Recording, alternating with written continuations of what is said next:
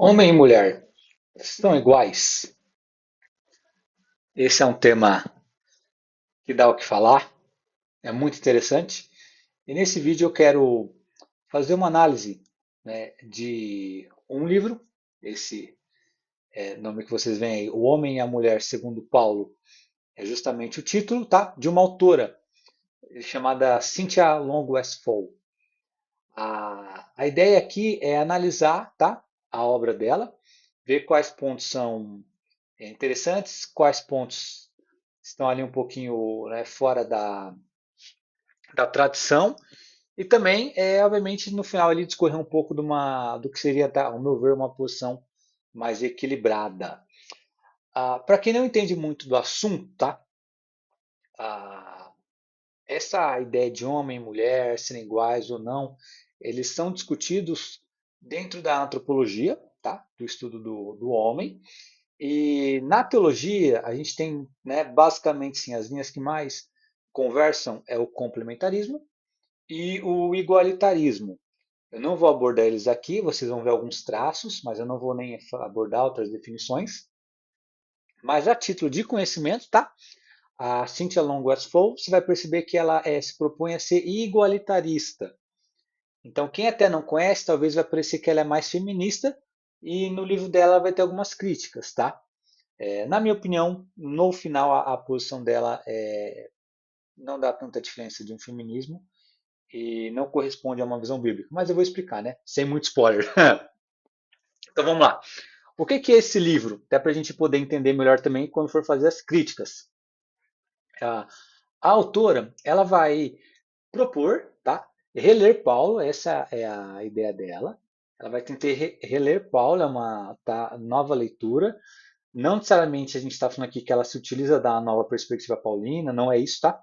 Eu quando li eu pensei talvez se ela fosse alguma autora assim entusiasta, mas não tem, tá? É uma questão clara assim, ela não fala, olha, eu vou seguir o N.T. Wright nesse caso, não, tá? Mas ela faz uma releitura. E quando você lê o livro, você vai perceber por que ela quer dizer segundo Paulo, não é? Justamente quando a gente vê muitas passagens bíblicas mais complicadas, elas estão um pouco fora, tá, da leitura de Paulo. Então ela tenta dizer que Paulo ele tem uma visão igualitarista, se a gente for reler ele, tá? Obviamente, né, não dentro da tradição. Se a gente esquecer 2000 anos de interpretação histórica e não for preconceituoso, não for machista, a gente vai conseguir, certo?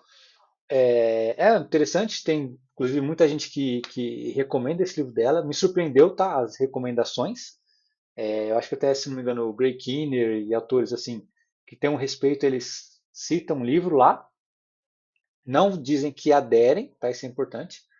Nenhum deles diz que aderiu, que concorda com ela, mas reconhece ali a contribuição dela. O que a gente vai perceber no livro?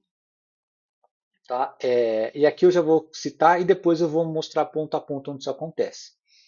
Tá? E obviamente, como é uma crítica, tá? Você já entende que uma coisa ou outra eu vou pontuar que é legal, mas a maior parte do vídeo é para mostrar onde tem erros ali. Tá? Obviamente, na posição igualitarista, tá? Mas aqui a minha ideia não é igualitarismo no geral, é o igualitarismo apresentado pela Cíntia, tá? Nesse livro também. O que acontece? A gente tem alguns problemas de método. Por exemplo, é comum espantalhos, tá? Isso é comum no livro. Ela dialoga com uma posição e o espantalho. Tá? Eu vou mostrar isso melhor. Ah, uma coisa que é crônico, isso acontece demais, isso me incomoda, tá? É quando não tem referências. Isso aqui é demais. Ela, principalmente para dizer sobre a cultura, tem coisas que estão totalmente sem referência. E eu, nas minhas leituras, eu vou até mostrar isso em algumas coisas que ela cita, para mim parece muito divergente, tá? Do que está lá.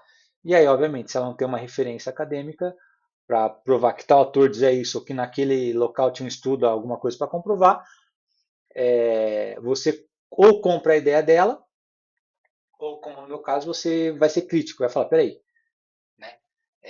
Será mesmo que aquela sociedade era totalmente machista e Paulo é um revolucionário, né? Obviamente existia machismo como existe hoje, e obviamente Paulo é revolucionário, né? Mas será que é nas categorias que ela diz? E é aqui que é a importância da referência. Eu considero que existem, tá, muitas distorções exegéticas. Eu vou mostrar isso também, tá? Exegese é o movimento de você tirar o que está do texto. E eu vou mostrar que, na verdade, muitas vezes acontece o contrário. Ela faz uma exegese, ela coloca um contexto no texto. Um contexto que não é mostrado e um contexto que ninguém, praticamente 2 anos de história bíblica, viu, tá? Só que eu vou passar um pano para ela, é que ela várias vezes também coloca a palavra talvez, provavelmente, né? Ela tenta ali fazer você comprar a ideia, né? Te ganhar no argumento. Não é a mesma coisa, tá? Mas quem gosta de filosofia é como se fosse um sofisma. Ganha você no argumento ali. E, obviamente, você vai perceber isso do longo do livro em diante. Apesar dela tentar mostrar um Paulo que é bíblico, relevante, ela privilegia a cultura do que a revelação. Isso é muito claro. Muito claro. Tá? Então, o que, que nós vamos estar mostrando aqui? Por exemplo, os espantalhos, tá? O espantalho, para quem não sabe, é basicamente você, né, quando no argumento você levanta uma coisa que ninguém diz, mas você diz que alguém vai dizer aquilo, e você já rebate. Né? Então, por exemplo, já na introdução, já tem isso, tá? Na introdução, ela já vai dizer que ela não vai usar tantas interpretações tradicionais, né? O que ela está dizendo com palavras bonitas é o seguinte: eu vou ignorar a história, eu vou ignorar a tradição, eu vou ignorar bons teólogos. Com palavras bonitas ela diz isso, não é? Porque, segundo ela, eles partem de pressupostos equivocados que estão mesclados ali, misturados com uma leitura atomística dos textos. Obviamente, isso aqui ela não dá referência, então ela não mostra, por exemplo, 2.000 anos de história. Você poderia citar 200 autores facilmente, se realmente isso é um problema da tradição. Se é um problema da tradição, você poderia citar um monte. Não acontece e também ela também não mostra onde essa leitura atomística está lá na maioria desses autores, já que também nem cita. Não é? Também esses estudos de caso, qualquer coisa, não tem, tá? Isso vai ser recorrente, infelizmente. E aí, o que que acontece? Né? Ela muitas vezes, ela usa inclusive como se fosse um consenso, né, acadêmico, como se fosse um consenso, todo mundo, tipo, todo mundo sabe disso. Uma coisa é que é a opinião pessoal dela, fala, peraí, a gente não pensa, não é? Por exemplo, uma outra questão aqui do espantalho, ela vai dizer que até 1960, 80, até pouco tempo, toda interpretação tradicional, ela assumia que as mulheres são inferiores aos homens, né? Inferiores de forma, obviamente, ontológica, no estudo do ser. Mas, por exemplo, pô, isso é fácil de verificar. Então, assim, por que que isso é um espantalho? Porque não é assim. Levantou para bater. E também não tem referência. Uma coisa básica. Qualquer pessoa já poderia ir lá, né? E falar, vamos lá no Google, os 10 maiores teólogos da história, até 1980. Ver o pensamento deles, Calvino, Wesley, Edwards, qualquer aí, e falar, beleza, aqui ó. Aqui Calvino dizendo que a mulher é inferior. Aqui Edward dizendo que a mulher é ontologicamente, né, de qualidade diferente do homem. Não. Então isso não acontece, não é? Ah, mas isso é necessário para quê? E aí, depois que você entende isso melhor na leitura do texto, para ela desprezar a tradição. Né? Por quê? Por exemplo, 1 Timóteo 2,12, a gente sabe que é uma leitura complicada, mas é justamente o que ela faz. Né?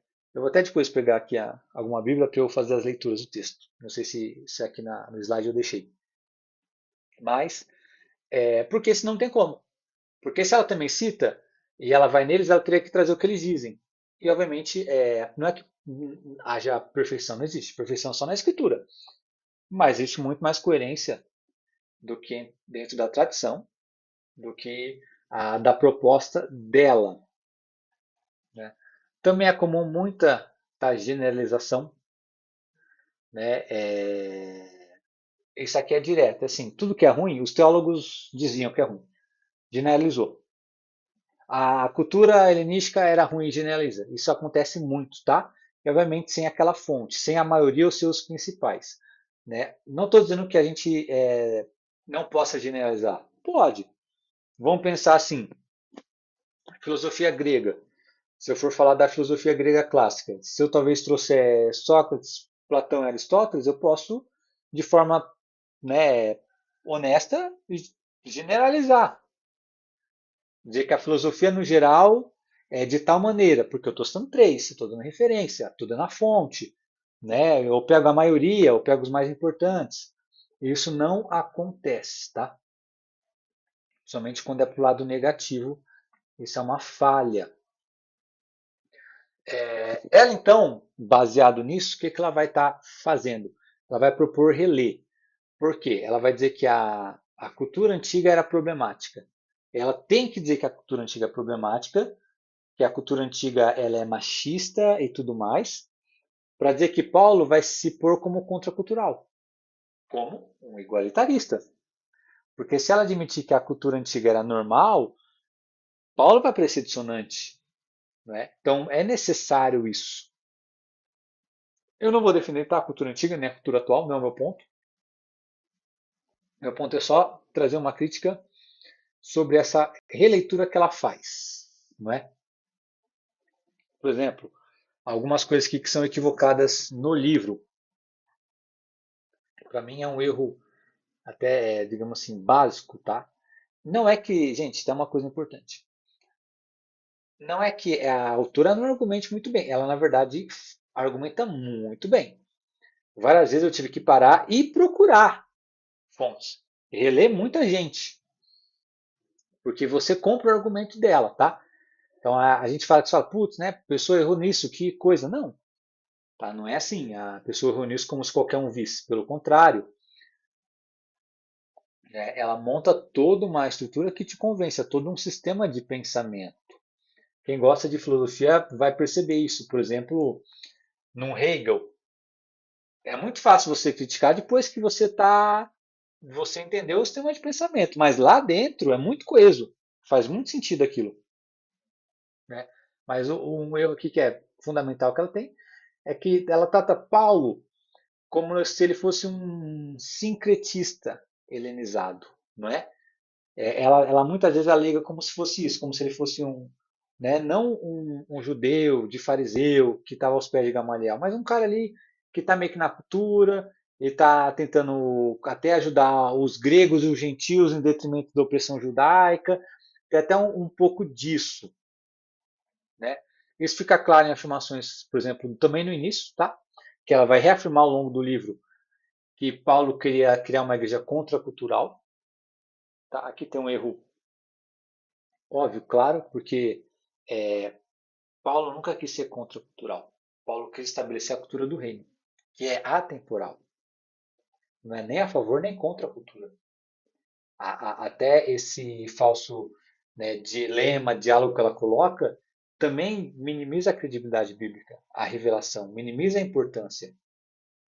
Né? E aqui tem uma coisa que eu achei interessante, né, que ao longo do livro, ela mesmo contradiz, tá? Algumas vezes ela vai dizer que Paulo, ele, ele, ele se adaptava às conveniências culturais da época. Ela fala isso, né? Que ele se adaptava às conveniências culturais da época. Então você pensa, peraí, se ele é contracultural, ele quer colocar um monte de coisa, por que, por exemplo, ele deixou o véu, que era da cultura? Por que, que ele permitiu, tipo, a mulher tem que ficar quieta? Não, porque ele se adaptou. Né? Como se Paulo, peraí, ele é um revolucionário, mas meio revolucionário. Ele quer fazer revolução, mas não teve tanta força, ou cedeu, sabe? Não faz muito sentido. Né? Mas isso aqui também requer uma leitura mais acurada para você perceber, não é? Porque da página 26, isso aqui mesmo das conveniências culturais, vai estar lá no meio do livro. Então, se você lê devagar ou você só está lendo ali, de repente você nem lembra que ela apontou Paulo de forma muito contracultural, né? Porque ela vai dizer que a cultura da época era helenista, era machista, né? Ela vai usar aqui muito a questão sem referências, tá? Infelizmente, na maioria das vezes sem referências, de que o grego via a mulher como inferior, de que o grego, né, ela várias vezes usa a expressão, o homem como racional e a mulher como irracional, o homem como forte, a mulher como a fraca, e várias coisas. Isso, se você lê, né, você não encontra. Por exemplo, ela vai dizer que Aristóteles sustentava a inferioridade feminina e Heráclides semi-segregava. Ela até numa parte posterior do livro, ela reconhece que Heráclides não tinha essa visão tão assim. Tanto que Heráclides tinha uma visão que não é, tá, mas parece com o complementarismo. Que o homem tem a função dele, ele exalta muito. Se você ler Aristóteles, lê a Ética Nicômaco, você vai ver que Aristóteles ele vai dizer da virtude e do vício. Ele fala que a virtude reside no meio, não no equívoco. Os vícios sempre estão para os extremos. Mas Aristóteles nunca fala que o homem é o racional e a mulher é o vício irracional, que o homem é o forte e a mulher é a fraca. Aristóteles não tem isso, né? Para Aristóteles, por exemplo, o que é o vício? É, é a pessoa que é muito corajosa além da conta, que ela não calcula o risco, então ele vai morrer, porque, né? Ou a pessoa que é muito medrosa, mas a coragem equilibrada é a virtude. E você nunca vê Aristóteles colocando isso em termos de que a virtude está ligada ao homem e aos vícios da mulher. Pelo contrário. Então é bem comum, tá? Infelizmente, isso. Mas isso faz parte, tá? Ela precisa colocar a cultura nesses termos, como homem versus mulher, não é? Ah, você vai ver que, por exemplo, como ela não tem estações específicas, você não consegue contrapor a versão cultural dela. Né? Fica claramente a versão que ela quer. E é fácil você comprar essa ideia, né? De antigamente era mais machista, antigamente realmente faziam isso com a mulher. Né? Um outro exemplo, ela vai dizer assim que as funções que eram da mulher eram funções de escravos. Até foi uma coisa que eu falei, não, peraí, como assim? A mulher tinha mesmo trabalho de escravo. Aí eu falei, não, pô, homem? Um monte de trabalho, na verdade, era dos escravos. A maioria dos escravos era homem. Entendeu? Aí se ele é a autora falando que cozinhar, que isso, limpar, passar, trabalho de mulher, trabalho de escravo, fala, às vezes você compra. Mas ele fala, não, peraí, mas o trabalho do homem qual que era? Era estar nos campos. Tinha um monte de escravo no campo. O trabalho do homem, então assim. Aí você percebe que a realidade do contexto é que tinha escravo homem e mulher. Mas ela coloca de uma maneira que parece que a cultura jogava a mulher nesse sentido, não é? Aqui, ó, até comentei aqui, ó. Que no contexto lá grego, romano, ela vai usar muito isso. Existia essa leitura. Isso não é não compreende, tá? E outra que inclusive você pega fontes selecionadas pequenas que não traz, tá? Uma conclusão que é crível, isso é fato. O que a gente, por exemplo, quem lê mais atentamente sabe isso, a Bíblia ou qualquer coisa, livro de tradição. Paulo ele foi treinado aos pés de Gamaliel. A visão de Aristóteles é muito mais complexa que essa, muito mais complexa. Não envolve só homem e mulher, tá? Tem homem que tem vício, tem mulher que tem virtude. Se você ler Heráclides, inclusive, ele vê a mulher de forma positiva, não de forma negativa, tá? E a maioria dos casos, a gente já sabe, sempre foi na história, sempre foram homens. E que Paulo, como ela disse que ele era contracultural ou depois a favor da cultura, Paulo não. Paulo se adaptava em questões, mas, por exemplo, secundárias. Comida e bebida, né? Não nas questões que são bíblicas, de revelação. Isso é fato. Não é? Junto com isso que a autora traz, né, ela vai ser muito parcial. O leitor vai perceber isso. O leitor homem, às vezes, até se incomoda. Eu lembro que uma hora ela foi falar do homem e da mulher, e do homem ela fala, por exemplo, que que o homem é ira e a mulher é tipo beleza. Ela vai descrever o homem de forma negativa, mas a mulher de forma bela. O homem até ela usa um índice para mim é assim, é ridículo, mas ela cita, tipo, não sei se é 5 a 10% dos homens, mas é baixíssimo, tem problema com ira. Então, ira é da natureza do homem. E você fala, pô, peraí, 5 a 10% é no mínimo, né? É como assim, vamos pensar, numa visão igualitarista. Vamos pegar um indicador que dá para as mulheres 5 a 10%, que é ridiculamente baixo, e vamos também generalizar. Vamos ver fofoca. Ah, 5 a 10% das mulheres faz. Opa, então mulher é fofoqueira. Opa, você falar isso você vai virar um machista. Mas espera aí, né? Então existe muito isso, tá? E obviamente a gente vai ter essas contradições na própria leitura dela, tá? Por conta da parcialidade dela. Por exemplo, uma parcialidade. Ela vai dizer que a sociedade antiga impunha um comportamento adequado para as mulheres. Mas a gente sabe que a sociedade antiga impunha um comportamento muito maior sobre os homens. Muito mais pesado sobre os homens, tá? Isso é só questão de você ler, você vai ver essa parcialidade. E ela vai citar sempre das mulheres, tá? Isso é fato. Então não é um livro igualitarista, tá? A gente sabe que homens tinham as mesmas condutas, era muito falado, coisas, por exemplo, hoje não se fala muito para os homens, mas honra, vergonha, são coisas que estavam lá. E hoje muito homem não liga para isso, não é ensinado, não é cobrado, não é? A gente sabe que, obviamente, quando ela faz isso, ela não tem um equilíbrio, tá? Ela vai ter o quê? Um desequilíbrio que pesa para a narrativa dela. Tá? Qual que é a narrativa dela? Tá vendo? As mulheres são maltratadas, são oprimidas, os homens pesam e olha só, elas são obrigadas a fazer essas coisas. Né? Porque o homem tem o poder, eles têm todo o luxo, todo o aparato, toda, né, a parte bacana. Não tem a cobrança. Né? Isso não tem aqui, ó, uma contradição, inclusive acontece. Ela vai dizer tudo que a mulher é pesada, como se a mulher fosse nada, estivesse abaixo do homem. Mas ela mesma, inclusive na página 91 aqui eu notei, ela vai reconhecer que se a mulher tivesse dinheiro, ela era bem vista. Aqui é até interessante, não é o escopo do meu vídeo, mas deixa bem claro que se a mulher tivesse dinheiro, ela tinha poder. E isso é uma coisa que a gente sabe desde que o mundo é mundo. Não importa, né? Assim, no final, se você é branco, preto, se você é homem ou mulher, se tem muita grana, dinheiro manda no mundo. No mundo antigo, se a mulher era muito rica, ela mandava. Você pode ter certeza que não tinha homem que impusesse conduta a ela, da mesma maneira que era o homem. Então, não é porque o homem tinha uma questão ontológica, não é que ele poderia ter. Tá? Mas a questão é simples. Quem que produzia o capital, o dinheiro e tinha? Era o homem que fazia, então era o poder.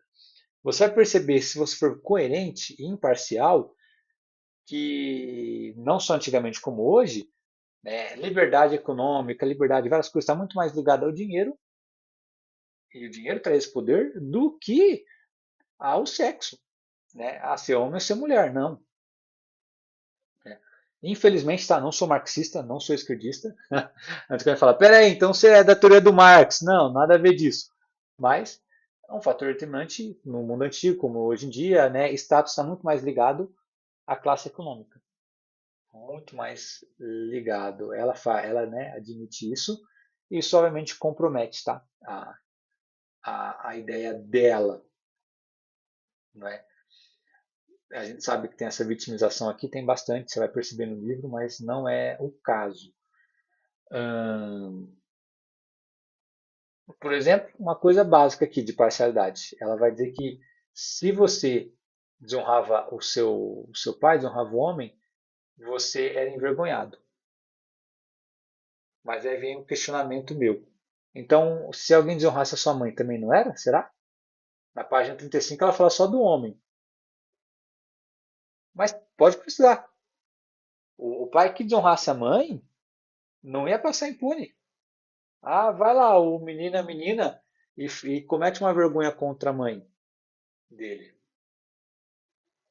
Não ia passar impune também, mas aqui existe né, uma parcialidade, e obviamente também aqui ela não tem referência, tá? Eu vou comentar um pouquinho do véu também, mas é, ela, por exemplo, ela vai chegar a dizer que precisava do véu naquela época, não sei por que hoje não precisa, né? Deveria ter, porque o cabelo da mulher é tão bonito que deixa o homem impotente. Eu até também fiz uma outra anotação que essa eu achei bem, né, bem forçada, é que ela vai dizer que esse poder do cabelo, inclusive, conseguia até seduzir os anjos, né? Então você percebe aqui a parcialidade, né? Não é que a mulher acho que tem, né? É, um grande poder aí para sedução e tudo mais, mas esse ligar isso ao cabelo e como ele vai ser impotente, até parece, peraí, como que ele é o opressor e agora ele tem poder de, né, dizer um não para um cabelo? Precisa colocar um véu bem contraditório, tá? Eu sei que dá para você conciliar essas coisas, mas você percebe que não está dentro da mesma narrativa, não está dentro da coerência, né? E obviamente uma coisa aqui também que fica errada, inclusive com o próprio corpo paulino, é uma contradição, porque se Paulo então está apoiando essa ideia, por que Paulo ensina o domínio próprio? Paulo ensina o domínio próprio. Então, o domínio próprio é para quê? É para que o homem possa resistir ao pecado, né? Você não fala para a mulher, ó, se cubra porque o homem não sabe resistir. Não, você tem que ensinar o homem. Essa leitura dela, inclusive, é uma leitura bem problemática. A gente não falou isso para as mulheres de, né, por exemplo, ó, eu sou contra, obviamente, mulher usar roupa curta. Mas você vai falar para a mulher, não, use roupa longa porque os homens não resistem. Não, está errado. O problema é dos homens, se eles veem as mulheres como objeto. E Paulo, nisso com certeza era muito bíblico, ensinar domínio próprio. E não ensinar as mulheres. Mas tudo bem, isso é outro caso. E Paulo também vai ensinar as mulheres a se vestir com decência, com certeza, tá? Aqui até se percebe uma contradição porque a responsabilidade fica sendo da mulher. Né? É até chato que o que ela tenta criticar é o que ela acaba fazendo. Né? Você vai perceber, basicamente, está no livro dela, uma seletividade nas fontes para reforçar essa visão igualitarista. Você vai perceber que não é tanto assim, infelizmente, desde que o mundo é mundo, o dinheiro manda. Tá? E até essa questão de responsabilizar as mulheres. Eu vou falar um pouquinho daqui, mas eu vou gravar um outro vídeo. Eu vou analisar algumas passagens, eu acredito que é melhor.